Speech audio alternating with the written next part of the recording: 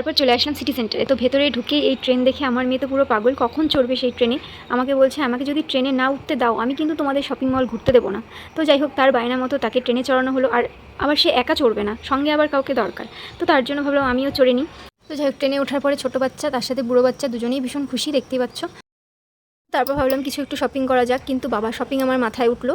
আমার মেয়ে এত দুষ্টু, না ও নিজে কিছু কিনলো না আমাকে কিছু কিনতে দিল। ওর শুধুমাত্র মানে এসব ট্রেন, কার, তারপরে যে বিভিন্ন যে বাচ্চাদের যে প্লে করা যে জিনিসগুলো আছে সেই দিকে একমাত্র নজর ছিল ওর, কতক্ষণে সেগুলোতে চড়বে এক এক করে।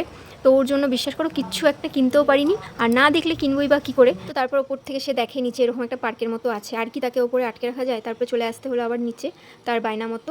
তো তারপরে সে কারে উঠলো, আর আমি ভিডিও করছিলাম। আর কি করব, ভিডিও করা ছাড়া আর আমার কোনো কাজ ছিল না। তো তারপর উনি গাড়ি চালিয়ে ভীষণ ক্লান্ত, খিদেতে অস্থির। তো তার পাপা তাকে জিজ্ঞাসা করলো যে কী খাবি।